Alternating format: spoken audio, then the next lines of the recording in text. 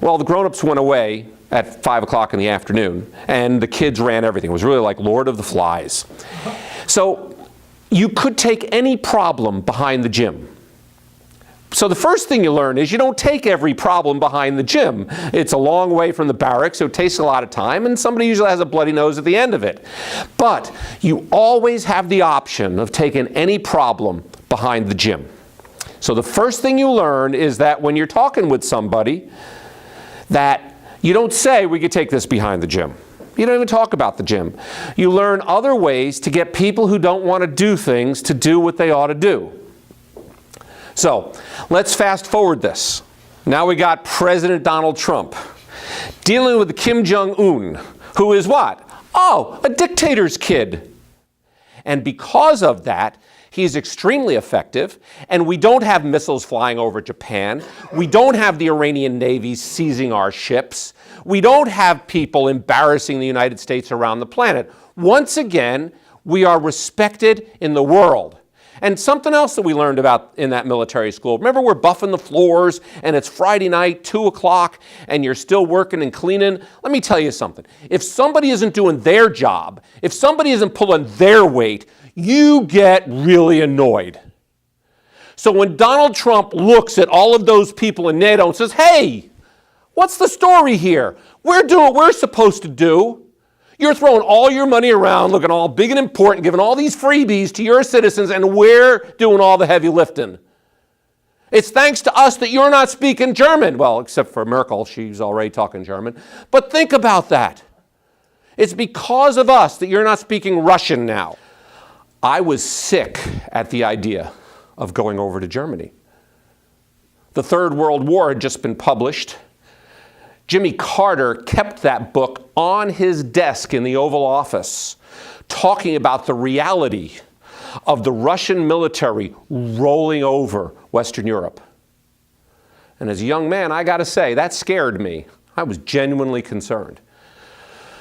And then we got there, and Ronald Reagan said, hey, you know something?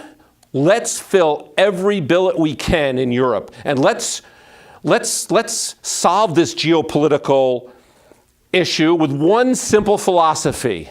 We win, they lose. And you know something? That worked. That worked. Without a shot being fired in anger, we took down the Soviet Empire, and peace and prosperity reigned. So thank you, Ronald Reagan. But anyway, I digress from talking about President Trump, who once again is proving that peace through strength really works.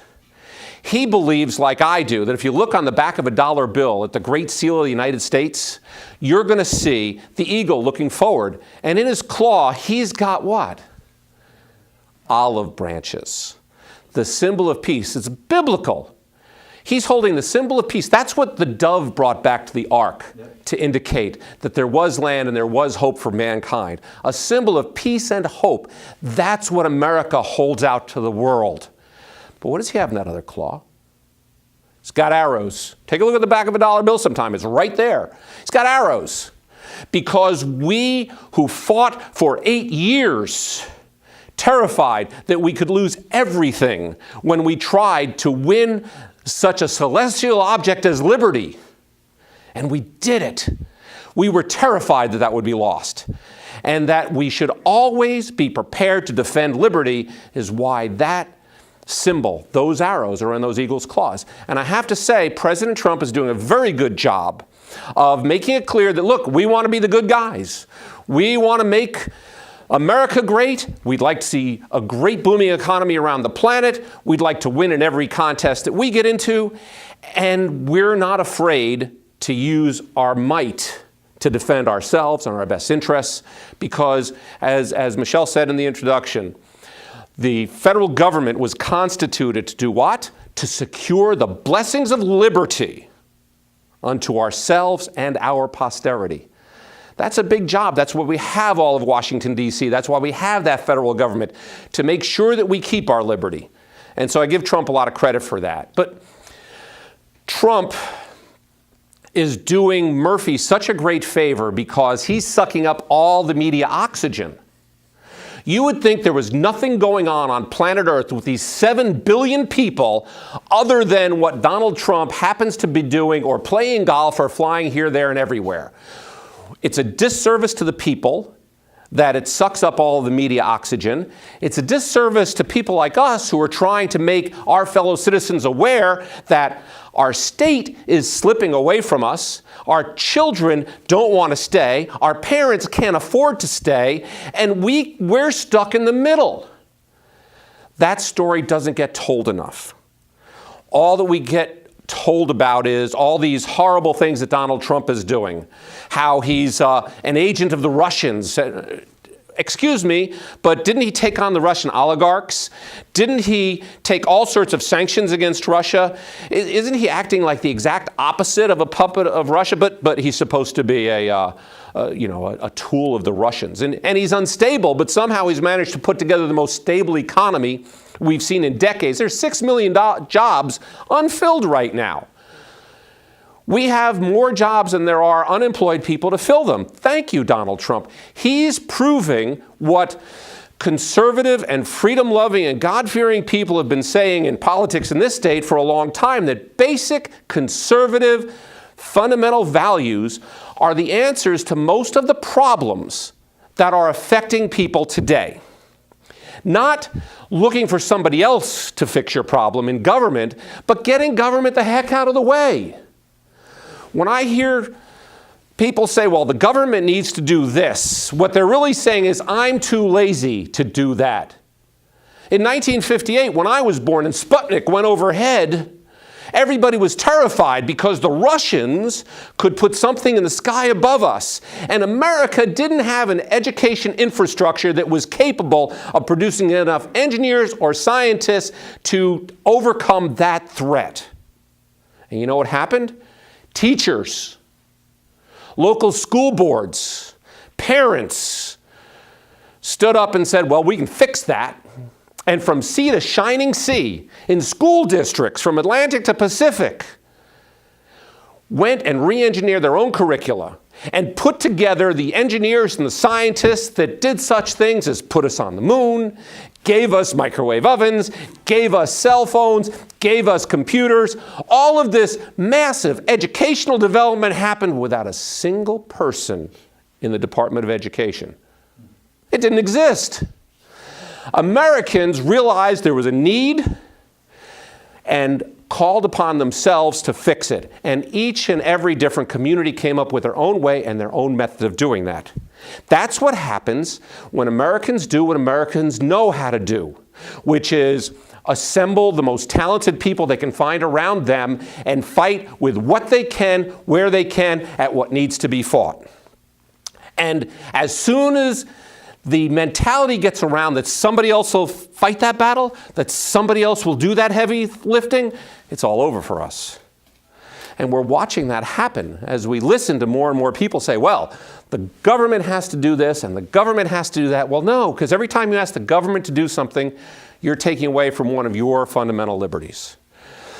And now as I see Trump taking up so much time and attention in the media, we have a bigger challenge in New Jersey because Phil Murphy, who ran on the idea that he would raise taxes, bumped into the reality that the federal government wasn't going to underwrite that anymore. You've heard about SALT. We're capped here in New Jersey, $10,000 and you're done. Well, in some cases, that's just your mortgage interest. In other cases, that's certainly your property taxes. In most cases, that's both. And everybody in New Jersey is upset about that. I can't name a single person I've talked to in New Jersey that's happy about that. Is anybody here happy about that? No. Meanwhile, Phil Murphy thinks that even though the federal government isn't underwriting it, you can still suck it up, and he can send, what was it, $100 million to subsidize the horse racing industry? That's called the sport of kings. Well, I don't know about you and me, but I haven't met too many kings left in New Jersey. And I'm starting to feel a little bit like a sucker or a joker because he's taken my money and pumping it into that industry. And that's just the tip of the iceberg.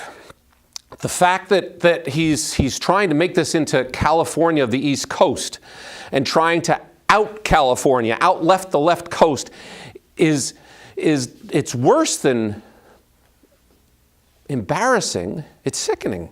It's scary because we don't have the resources. When he tries to make this into a sanctuary state and tells our law enforcement people not to cooperate with the federal officials that are empowered to enforce federal law, well, he's setting us up for, well, let me give you a bad example.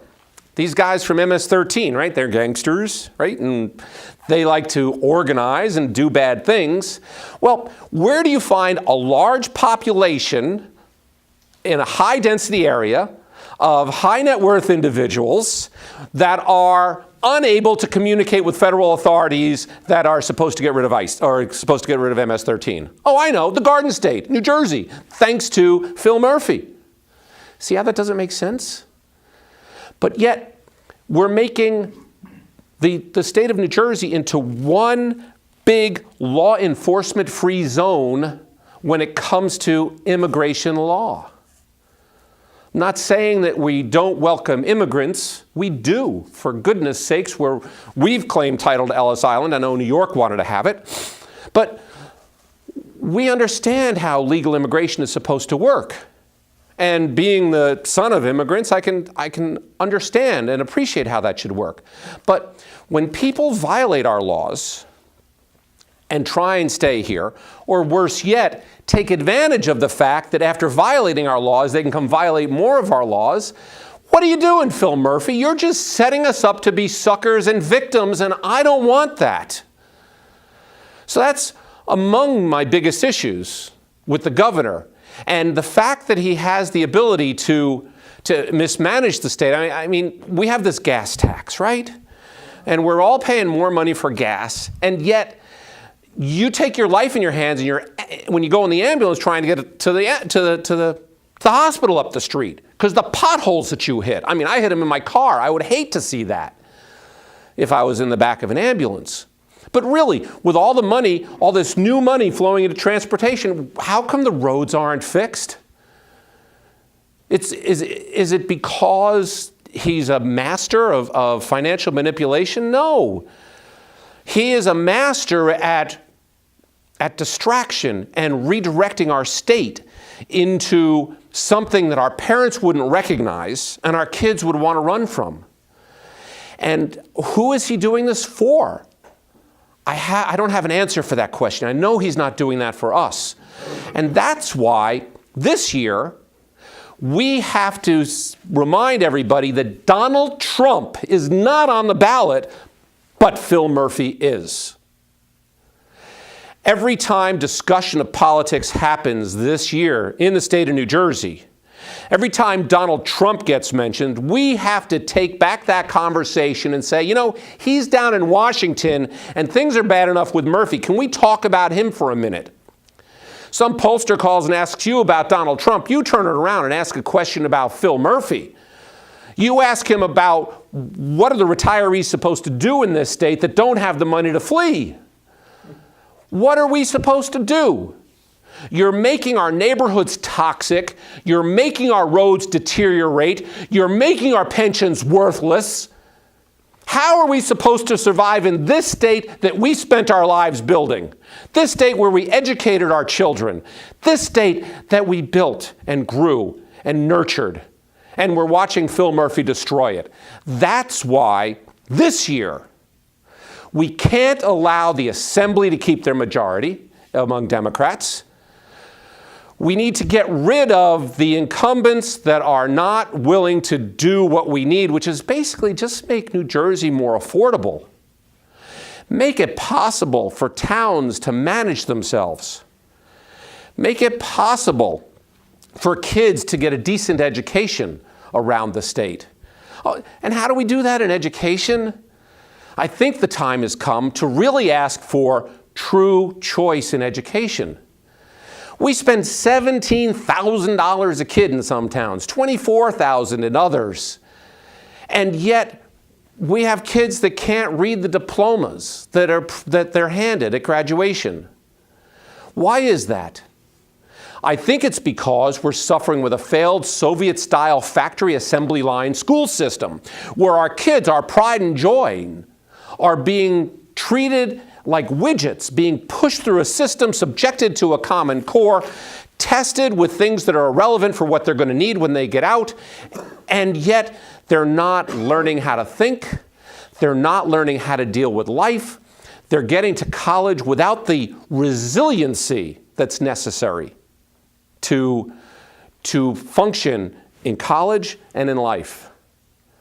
And if we had the ability, if every parent just had the ability to take $17,000 and go find a school for their kids, do you see all these stores that are closing up all around the community? How many of these would fill up with private schools if every child in this county, the county next to it, and across the state had access to $17,000 in tuition? Let me tell you something. Your downtowns would be reinvigorated. Your strip malls would be reinvigorated. Your students would be reinvigorated. So much opportunity would exist for people who want to teach and for people who want to learn. It would change everything in this state. And we've seen this happen in Louisiana after Katrina and in Detroit after their socialist organization, their socialist government just dissolved. It ran out of money because the corporations failed. If we did that in New Jersey, gave true choice in education, we'd have better students, we'd have better communities, we'd have people better prepared for the jobs that are in their areas. And all that would happen without spending a single extra dollar that isn't already coming from the taxpayers. It's just a matter of spending it properly. These are the types of solutions that we have to call on all of our leaders at every level to do. So how do we take back New Jersey? We take back New Jersey by, first of all, insisting that qualified candidates get involved in every race.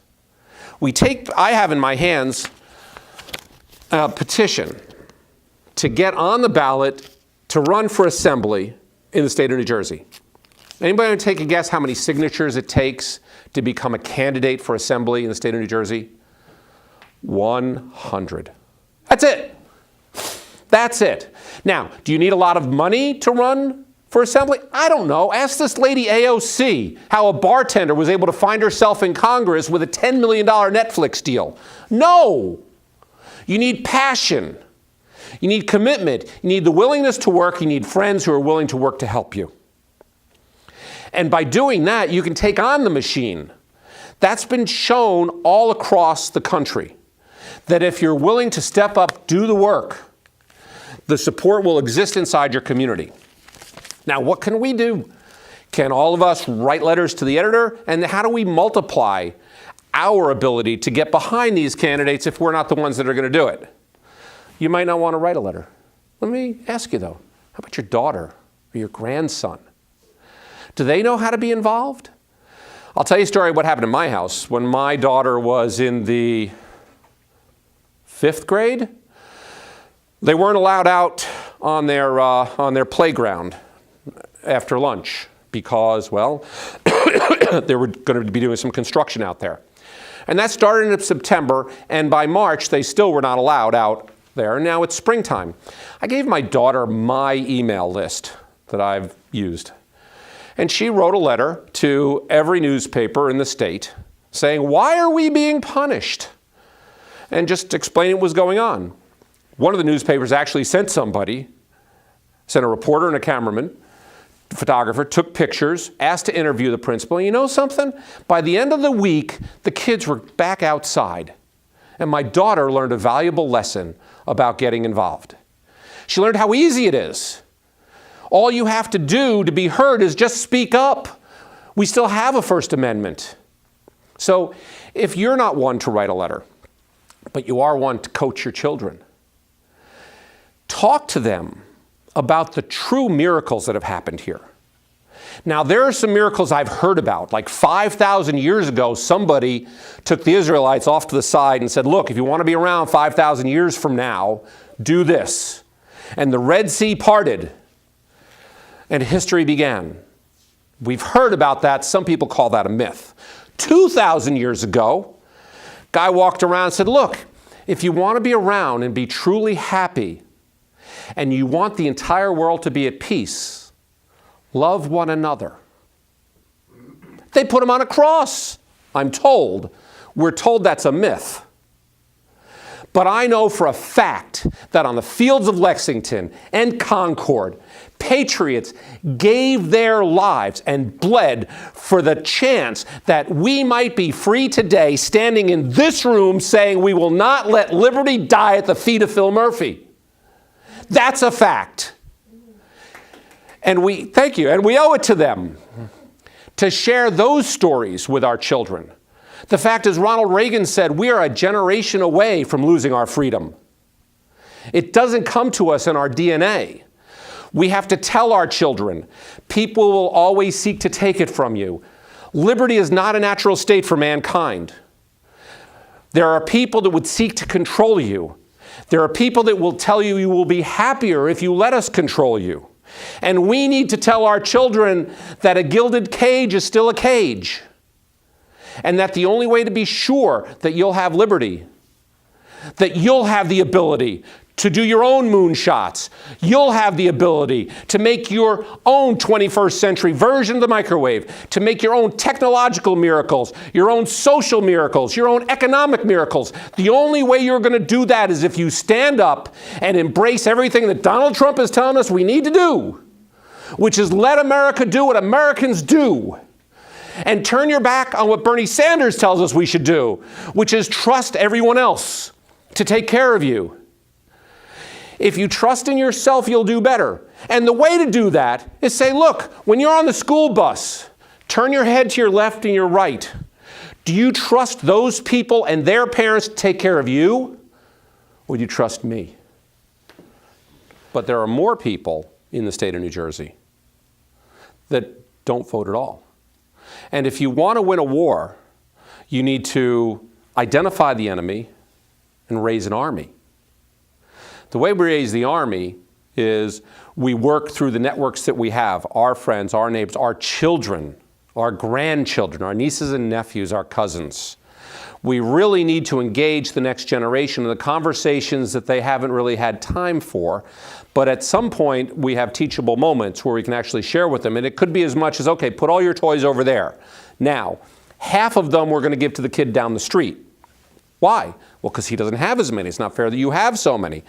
Lessons like this, your kids will start to understand. So you raise an army by increasing awareness. That's how you get more on your side. The other thing you have to do is attack the enemy. 19% of the people in New Jersey is all it took to elect Phil Murphy. That's not the margin he won by. That's what percentage of the people in New Jersey took the time to go out and vote for the guy. Horrible. Unbelievable that many people stayed home. Went out to vote? 19% voted for Murphy, 18% voted for Kim. Everybody else stayed home. Really? That's the problem. The enemy is not Phil Murphy. The enemy is apathy. Yes, and the two ways that that's not my specialty. I think Michelle is a speaker coming in to talk about that. But the way you deal with that is make it more difficult by getting more genuine voters to the polls. As I said, it only took 19% of the voters in New Jersey to elect Phil Murphy. That means that the other 81% either didn't want him or didn't care. This year, they care. This year, Phil Murphy saying, I'm going to increase your taxes, has some impact. It has some meaning because they're not able to write it off at the federal level. And that isn't going to change. Everybody's going to blow sunshine up your butt and say, well, when I get to the federal government, I'm going to fix the SALT exemption and New Jersey is going to be taken care of. And the people from Ohio and Oregon and Montana will subsidize Phil Murphy's crazy spending. Think about that for a second. The congressional delegation from New Jersey and California are going to convince the rest of the country that they should pay for the profligate spending of liberal idealists. No. But it sure sounds good, doesn't it? Yeah, that is not going to happen. However, in the state of New Jersey, we do have the ability to cut our taxes by firing all the people that make this state so unaffordable. We just have to want to go out there and do it. Yes, ma'am. Both parties are guilty. But when I saw a long-term state senator call for a study to find out why it costs so much to pave a road in New Jersey as compared to other states, the question that went off in my head is, wait a minute, you've been voting on transportation budgets for decades, and you have to commission a study? What have you been doing all these years? Do you see what happens if you actually listen to these people and think about it for a second? If you were paying these people out of your pocket, if they had to come to your house and take your share of their paycheck every week, you'd ask some pretty hard questions. Hey, what were you thinking? Well, we need to start thinking like that. We pay our legislators to do a job. We pay them to be responsible. We pay them to be good stewards of our money. And if they don't, we need to fire them.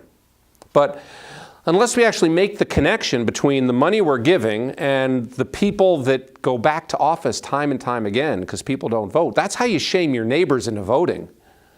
You know, did you vote or you didn't vote? And let me tell you something. The undeclared, you can find them. You can find people that don't vote. You need to ask people, do you vote? Will you vote? And once you don't have to tell them how to vote. You really don't have to campaign for people or for issues. All you have to do is get people to acknowledge the fact they ought to vote. And go, if you're angry, go fire the bum. If you're happy, go say I'm happy. But to say, well, my vote doesn't matter isn't true. Because if all the smart people stay home, the idiots end up electing what we have. Get involved with your Republican organization. The secret of elections is we bring more of our team than they bring of theirs. So I'm not here to say don't be a Democrat, don't be a Republican, don't be a Libertarian. What I'm saying is figure out who you are, what you want for yourself and your children, and then actively work to make that happen. And I think if we do that, the local parties will certainly be appreciative of the energy that comes from that, particularly if you were interested in taking this application and running for assembly up here in Bergen County, because I'll leave this behind. You can fill it out. And it's easy to do. It's 100 signatures. Anybody wants to run for assembly this year, go to the Secretary of State's website or just Google New Jersey Assembly Petition, download it, print it out, get 100 signatures, and you're on your way. I think you will do a good deed and will go a long way towards taking back New Jersey. You'll take back a lot of new friends, and I think we'll end up all better off in the long run. And together, we might actually make New Jersey and America great again. Thank you.